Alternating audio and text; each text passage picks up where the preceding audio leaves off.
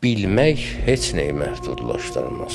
Allahın bilməyi, mən bir dənə misal çəkim sizə, misal kimi.